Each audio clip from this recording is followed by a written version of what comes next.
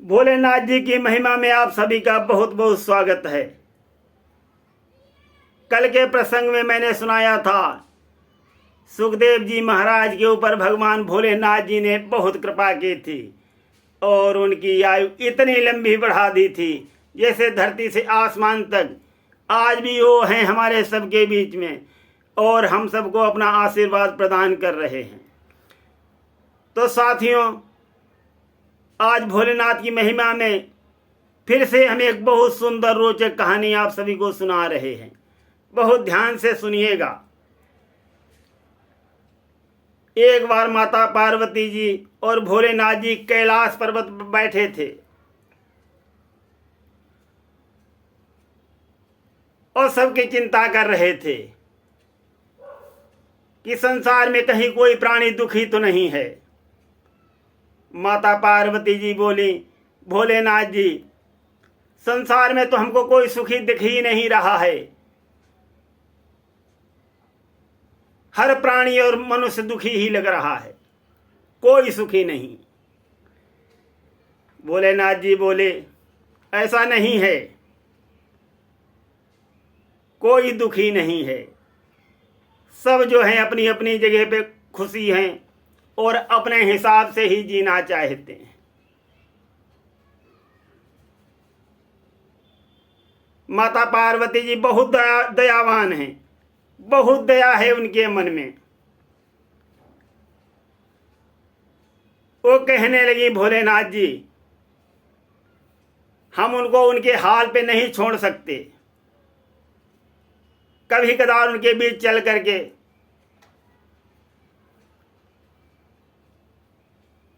हम लोगों को उन्हें आशीर्वाद देना चाहिए, उन्हें हिम्मत बढ़ाना चाहिए, उनका साहस बढ़ाओ,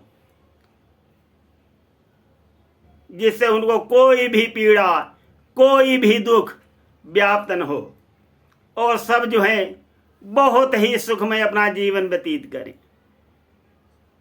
भोलेनाथ जी कहने लगे कि सब सुखमय अपने हिसाब से ही अपना जीवन व्यतीत कर रहे हैं। ये तो संसार है, कोई किसी के हिसाब से नहीं जीवन जीना चाहता। माता पार्वती जी ने बहुत जिद किया तो भोलेनाथ जी ने कहा चलो। तो भोलेनाथ जी ने वृद्ध का रूप धारण कर लिया, बुढ़े का, और माता पार्वती जी को बुढ़िया बना दिया, वृद्ध माता।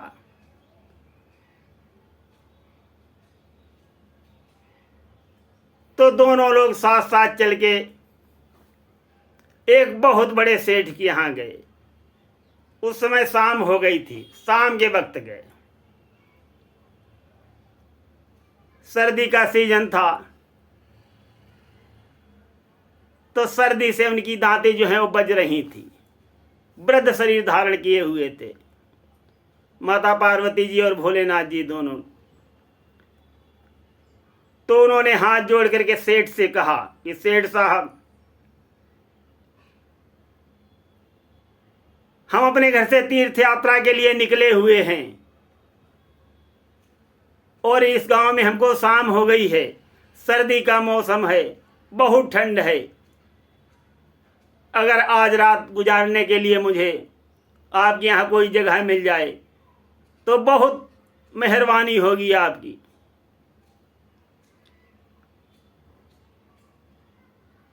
सेठ बोले,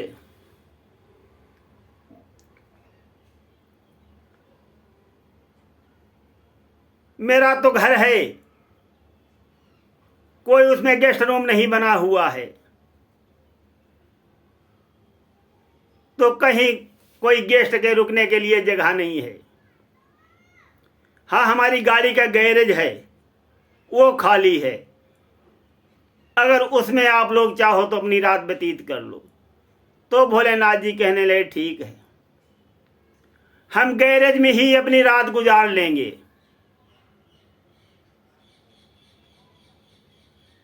तो सेठ ने कहा, ठीक है, गैरेज में रुक जाओ। तो अपने नौकर को भेज दिया कि जा करके गाड़ी के गैरेज को इनको दिखा दो। नौकर आया और उसके पीछे पीछे भोलेनाथ जी और माता पार्वती जी आए और उनको गाड़ी का गैरेज दिखा दिया। नौकर चला गया। उसके बाद सेठ ने कोई खबर नहीं ली, न तो कुछ जलपान के लिए पूछा, न तो रात की भोजन के लिए पूछा, और न तो कोई बिस्तर ही मुहैया कराया। कुछ नहीं दिया। केवल गाड़ी का गैरेज जो है वो नौकर खोल के चला गया। अब उनके पास बिस्तर नहीं है, कहाँ लेट जाएं।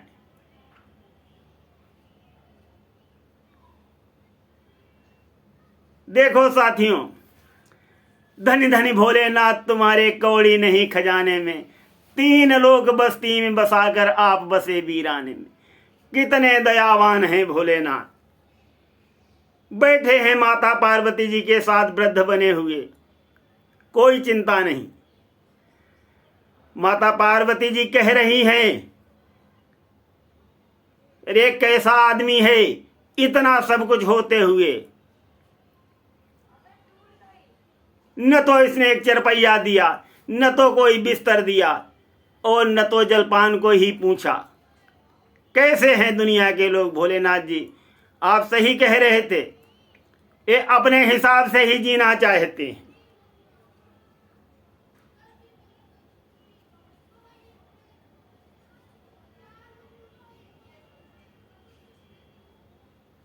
तो भोलेनाथ जी ने कहा देख लीजिए।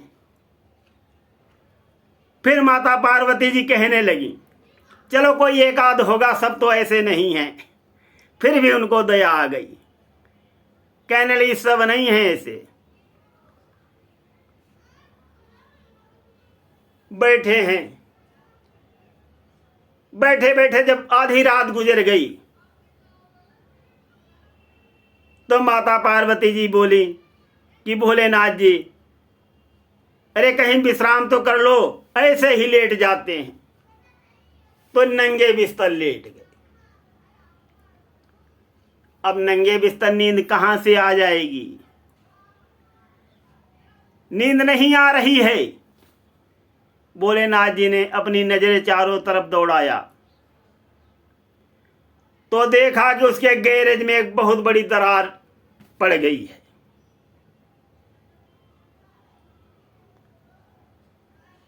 और दरार के पीछे एक टीला था और टीले के अंदर बहुत सा धन गड़ा हुआ था, बहुत सा खजाना गड़ा हुआ था।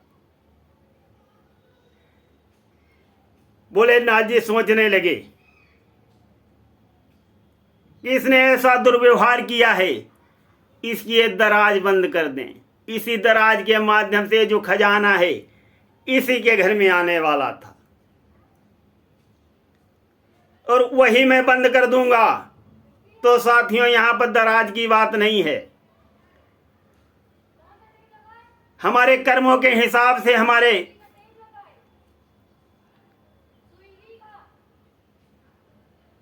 दिन जो हैं बनते और बिगड़ते रहते हैं।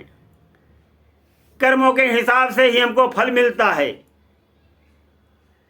अगर हम पैसे वाले होकर के सदुपयोग में धन खर्चा करते हैं तो ऊपर वाला और देता है, और अगर सदुपयोग नहीं करते हैं धन का तो ऐसे ही दराज जो है बंद हो जाती है, जैसे भोलेनाथ जी आज बंद करने जा रहे हैं सेठ साहब की।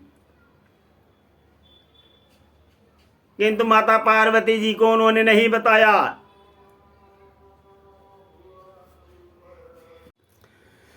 साथियों माता पार्वती जी तो इधर उधर की बातें कर रही हैं, परंतु भोलेनाथ जी का जो ध्यान है उसी दरार की तरफ है।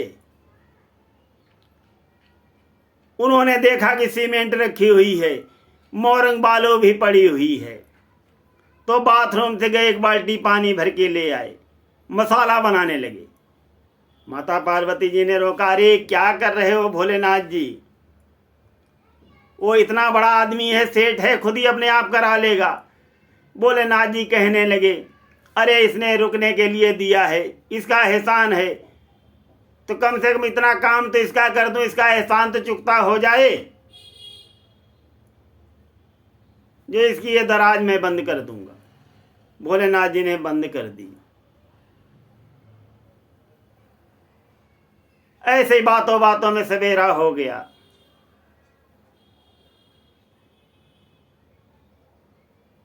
भोलेनाथ जी और माता पार्वती जी सेठ के पास गए और कहने लगे, ठीक है सेठ साहब, बहुत धन्यवाद, हम लोग जा रहे हैं। तो सेठ ने कहा, ठीक है। कुछ भी नहीं पूछा, सुबह भी नहीं पूछा, अरे आप लोग कुछ जलपान करेंगे कि नहीं करेंगे।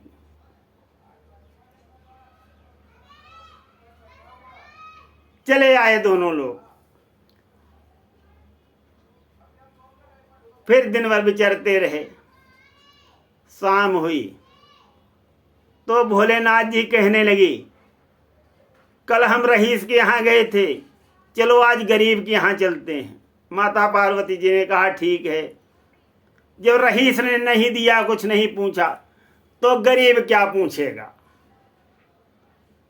गरीब बेचारे के पास खुद ही खाने को नहीं होगा, वो हमको क्या खिलाएगा भोलेनाथ जी। भोलेनाथ जी बोली, अब चिंता करने आई हो,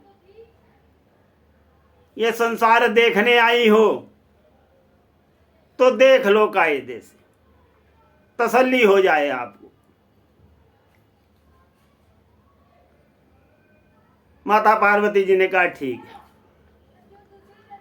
तो दूसरे दिन शाम के वक्त एक गरीब आदमी के घर में पहुंच गए। उससे भी यही बताया कि हम लोग तीर्थ स्थान के लिए जा रहे थे, शाम हो गई और अगर आपके घर में रुकने को मिल जाए, जगह हो, तो आपकी बहुत मेहरबानी होगी। गरीब आदमी ने जैसे ही सुना, वो पति पत्नी दोनों दौड़ के आ गए और स्वागत करने लगे। अरे आपका बहुत बहुत स्वागत है, हमारे अहोभाग्य हैं जो आप लोग तीर्थयात्री होकर के हमारे घर में पधारे हैं। हमारा घर तो पवित्र हो गया। बहुत स्वागत सत्कार होने लगा।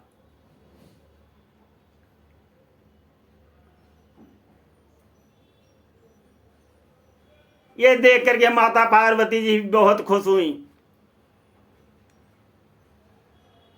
तो गरीब आदमी ने, किसान था, बहुत श्रद्धा भाव से उनको आसन दिया और बैठाला। जो भी घर में था वो जलपान के लिए प्रस्तुत किया और उसके बाद भोजन बनने लगा। भोलेनाथ जी और माता पार्वती जी और किसान पति पत्नी और उसका बेटा, पांचों लोगों ने इत्मीनान से भोजन किया। और भोजन कराने के बाद किसान अपनी पति पत्नी के साथ आया और बोला, आप लोग थके होंगे, दिन भर चलते रहे, तो हम आप लोगों के पैर चापेंगे। आकर के किसान की पत्नी जो है माता पार्वती जी के पैर चापने लगी और किसान जो है भोलेनाथ जी के पैर चापने लगा। भोलेनाथ जी कहते हैं, जा करके सो जाओ। कहता है, प्रभु ये तो मेरा नियम है, अतिथि का स्वागत करना।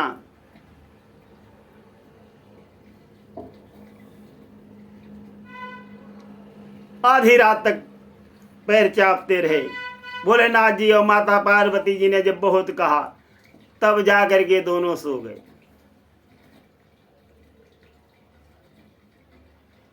भोलेनाथ जी और माता पार्वती जी भी सो गए। उनके पास एक ही बिस्तर था, वो उन्होंने भोलेनाथ जी और माता पार्वती जी को दे दिया था और खुद तीनों लोग चटाई बिछा करके सो गए।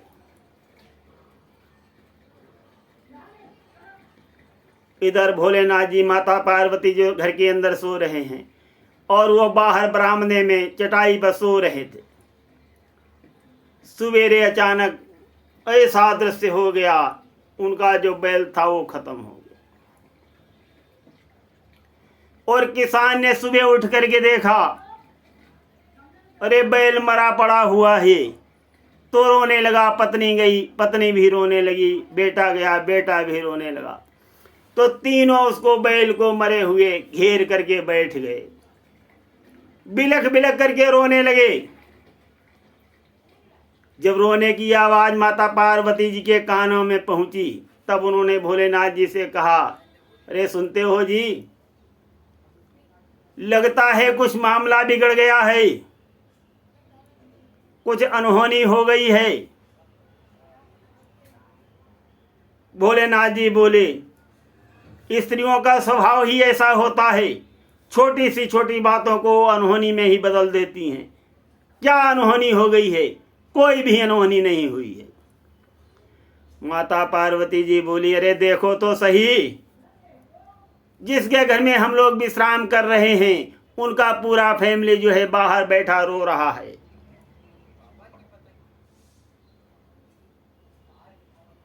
जब माता पार्वती जी ने ऐसे बोला, भोलेनाथ जी भी आए तो देखा कि सच में बैल जो है मरा पड़ा हुआ है, चारों तरफ किसान का फैमिली घेरे उसको बैठा रो रहा है। कह रहे हैं, अरे हम तो ऐसे ही गरीब थे, कुछ नहीं था मेरे पास खाने तक के लिए, और अब आप भी चले गए, अब तो हमको भूखों मरना ही है। माता पार्वती जी ने भोलेनाथ जी से कहा, आपके रहते हुए ऐसा कैसे अनर्थ हो गया? और एक किसान के बैल को आपको जिंदा करना होगा। भोलेनाथ जी कहने लगे, कोई मरा हुआ प्राणी जिंदा नहीं होता है। माता पार्वती जी नाराज होने लगी, जब बहुत नाराज होने लगी। भोलेनाथ जी ने बहुत समझाया, उन्होंने नहीं माना कि इसके बैल को आपको जीवित करना ही होगा, और ये ऐसा हो कैसे गया? तब भोलेनाथ जी कहने लगे, ये विधि का विधान है, और जो हो रहा है वो अच्छा ही हो रहा है। माता पार्वती जी बिगड़ गई, अच्छा कैसे हो रहा है? हम लोगों को इतना आराम दिया, हम लोगों होते हुए इसका ये हाल हो गया, कैसे हम अच्छा कह दें? भोलेनाथ जी कहने लगे कि रात को यमराज आए थे इसको लड़के को लेने के लिए, और मैं यहाँ मौजूद था, मैंने उनको आंख दिखाई तो वो भाग गए, और जाते जाते वो बैल के प्राण को लेकर के चले गए। इनका लड़का जो है सुरक्षित बच गया, और अगर मैं बैल को बचाता तो इनका लड़का चला जाता।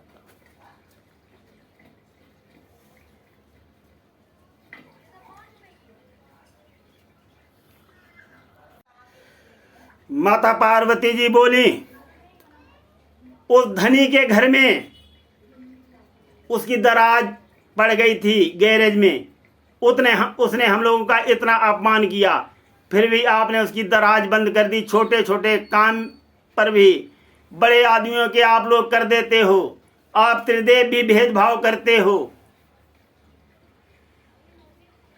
भोलेनाथ जी बोले, ऐसा नहीं है, हम त्रिदेव कोई भेदभाव नहीं करते हैं। वो बोली, करते हो, आपने रात भर अपनी नींद हराम कर दी और उस धनी आदमी की दराज बंद की। भोलेनाथ जी हंसने लगे, कहने लगे, वो भी हमारी एक माया थी। वो दराज जानती हो क्यों पड़ी थी? वही दराज के अंदर से उसके घर में खजाना आ रहा था, और बहुत बड़ा खजाना जो है वो दराज के पीछे जो उसका खंडहर है उसमें गड़ा हुआ है, और उसका सारा आशीर्वाद उसी दराज से आ रहा था, और जितना आशीर्वाद आता उतनी वो दराज बड़ी हो रही थी, इसलिए वो मैंने बंद कर दिया। अब आशीर्वाद उसके ऊपर बंद हो गया है, और इस गरीब किसान का बैल मर गया है। अब वो सेठ इसको काम के लिए बुलाएगा, अब ये लेबरी करने जाएगा। जब ये लेबरी करने जाएगा तब सेठ जो है इसको लेबर का काम करने के लिए अपने गैरेज में ले जाएगा, और जब एक किसान सेठ के गैरेज में काम करेगा तब इसको वो खजाना मिल जाएगा और ये माला माल हो जाएगा। भोलेनाथ जी की बात को सुनकर माता पार्वती जी बहुत खुश हुई और कहने लगी धन्य है और आपकी महिमा जो है धन्य है। और ये बात माता पार्वती जी को समझा करके भोलेनाथ जी वहां से कहते हैं अब चुपचाप यहां से खिसक लो। चले आते हैं। उसके बाद पार्वती जी कहती हैं भोलेनाथ जी से, अरे अमीरों से तो अच्छे गरीब हैं जो कम से कम इंसान को इंसान समझते हैं। भोलेनाथ जी बोले, कहिए सबको भिखमंगा कर दूं, सबको गरीब कर दूं? माता पार्वती जी बोली, नहीं भोलेनाथ, देखो कितनी दयालु है। उसके बाद बोली, आपने अमीर को भी दिखा दिया, गरीब को भी दिखा दिया, परंतु आप हमेशा कहते हो ये दुनिया अपने आप ही अपने हिसाब से जीना चाहती है, और आखिर ये इतना अंतर क्यों है? इतना कहीं गरीबी है, कहीं इतना अमीरी है, ये सब कैसे है? भोलेनाथ जी बोले, इसका भी रहस्य बहुत गूढ़ है। ये खुद सब ऐसे ही रहना चाहते हैं। हम किसी को गरीब अमीर नहीं बनाते हैं, ये खुद बन जाते हैं। मैं क्या करूं?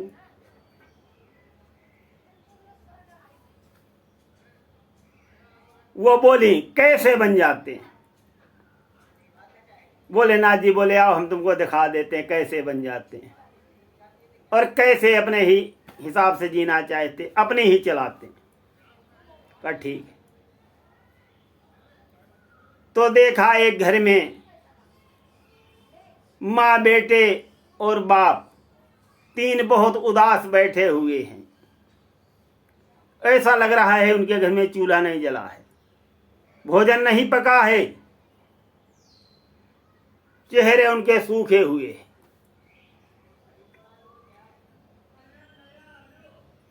तो माता पार्वती जी बोली भोलेनाथ जी से, चलो इनसे पूछते हैं। भोलेनाथ जी ने कहा चलो। तो दोनों लोग गए।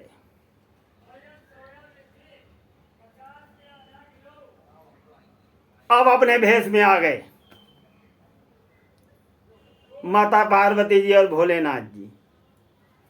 गए तो उन्होंने सामने देखा कि अरे भोलेनाथ जी और माता पार्वती जी सामने हैं। तो तीनों उठ करके खड़े हो गए, हाथ जोड़ के विनती करने लगे। भोलेनाथ जी बोले, जो भी तुमको मांगना हो मांग लो, परंतु हम एक ही बार में देंगे, एक एक वरदान। तुम तीनों मांग लो, जो भी मांगोगे हम वही दे देंगे। माल खजाना, धन दौलत, रुपया पैसा, जो भी मांगना है, गाड़ी बंगला घोड़ा, जो भी मांगो एक बार में मांग लो। तो तीनों कहने लगे ठीक है। तो कहा सबसे पहले कौन मांगेगा? तो लड़का और बाप बोला,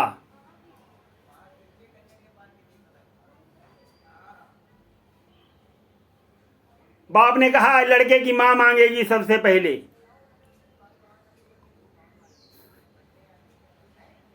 तो भोलेनाथ जी ने कहा मांग लो। वृद्ध माता सामने आई, सोचने लगी, जब मैं जवान थी किसी चीज की कमी नहीं थी, हर काम दौड़ दौड़ के कर लेती थी, रुपया पैसा भी साथ में रहता था, और अगर रुपया पैसा हमने मांग लिया और कुछ बना नहीं पाया तो क्या होगा उसका? तो उन्होंने सोचा कि मैं अपनी तरुणाई मांग लेती हूँ तो सब कुछ रुपया पैसा अपने आप हो जाएगा। बोली कि हे भोलेनाथ जी, मुझे 16 साल की कन्या बना दो। भोलेनाथ जी ने तथास्तु कह दिया। वृद्ध माता 16 साल की कन्या बन गई, और जैसे ही कन्या बनी अपने पति को देखा बुढ़ा, मजाक उड़ाने लगी, उपहास करने लगी, हंसने लगी। देख रहा है बुढ़े, और जैसे उन्होंने कहा बुढ़े, आदमी जो है वो अंदर से तमतमा गया कि मैं बुजुर्ग हूं और ये देखो कन्या बनकर मेरा उपहास कर रही है। बोला कि रुक जा, मेरी बारी आने दे। उसके बाद उनका नंबर आया। सोचने लगे, मेरी पत्नी नौजवान कन्या बनकर मेरा उपहास कर रही है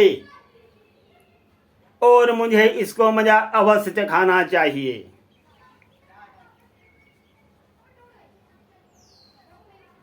तो बोले भोलेनाथ जी,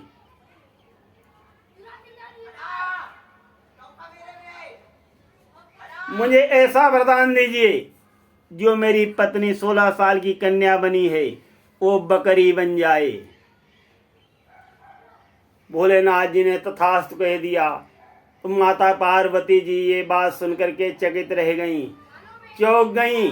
अरे क्या मांग रहे हैं, हम क्या दिलाने के लिए इनको भोलेनाथ जी को लाए थे, और देखो ये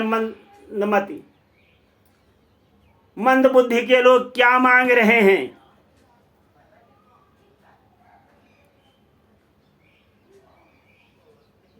और जैसे ही वृद्ध ने वरदान मांगा, भोलेनाथ जी ने दे दिया। वो बकरी बन करके हाफने लगी। ये देख करके बेटा बहुत दुखी हो गया। सोचने लगा, अरे मेरे माँ बाप ने पता नहीं क्या क्या मांग लिया, और अगर अब मैं धन दौलत मांग लेता हूं तो मेरी माँ जो है वो बकरी बनी ही रह जाएंगी और ऐसे ही हाफती रहेंगी। इनकी हालत मुझसे देखी नहीं जा रही है, इसलिए मेरा नंबर आए तो मैं भोलेनाथ जी से यही मांग लूंगा, मेरी माँ जैसी थी वैसी ही कर दो। लड़के का नंबर आया, वो लड़का मांगने के लिए गया। भोलेनाथ जी बोले कि लास्ट आशीर्वाद है, सोच समझ के मांगना, एक ही बार में चांस खत्म हो जाएगा। लड़का बोला ठीक है प्रभु। भोलेनाथ जी ने कहा बोलो क्या मांगते।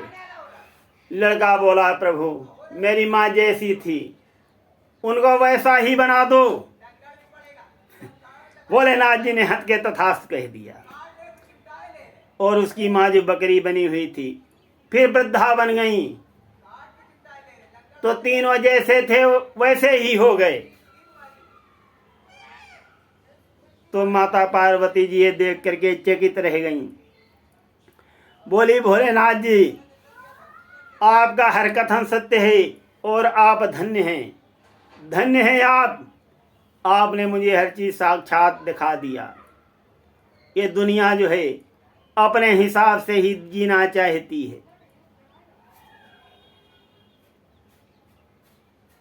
तो सुनते रहिए। Thank you friend. हम प्रसंग को यहीं पर विश्राम देते हैं। भोलेनाथ जी की महिमा का।